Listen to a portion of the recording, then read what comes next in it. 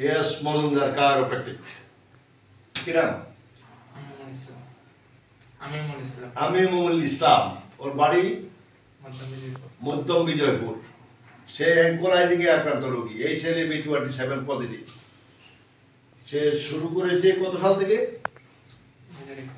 2021 থেকে তার সমস্যা শুরু। ও চিকিৎসা করেছে কোথায় কোথায় বলো? বলো ওইদিকে একটু জোরে বলো। Midland hospital and DS hospital. আর বাকি ডাক্তার অন্যান্য অনেক ডাক্তারই আছে। অন্যান্য কত ডাক্তার সেটা কত টাকা দেখাইছো বলো? এই সর্বোচ্চ আরমন হসপিটাল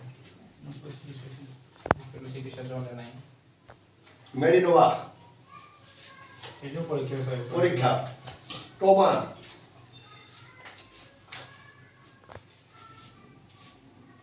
ডাক্তার মোহাম্মদ দেওয়ার সাহেব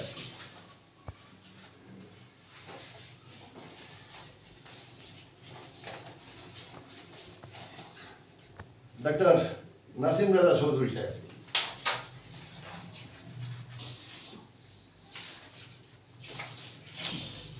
সর্বশেষ যে কাজটা ওনারা এই পরীক্ষা নিরীক্ষায় ওনারা যা করেছেন এই সব কিছু করার পরে সর্বশেষ একটা সিদ্ধান্ত হয়েছে। সেই সিদ্ধান্ত নিয়েছেন ডাক্তার সাহেব কি নাম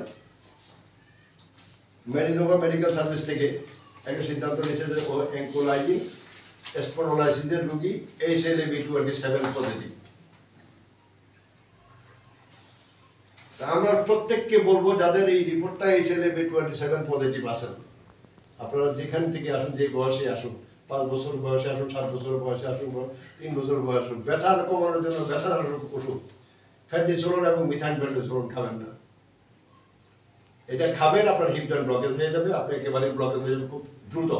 3 মাসের মধ্যে হিপ জয়েন্ট ব্লকেজ হয়ে যাবে। ওর same condition, hip joint blockage, shoulder blockage, ঘাড় ব্লকেজ, কোমরে ব্লকেজ, হাঁটুতে এখন হাঁটুতে যে আক্রান্ত হয়েছে।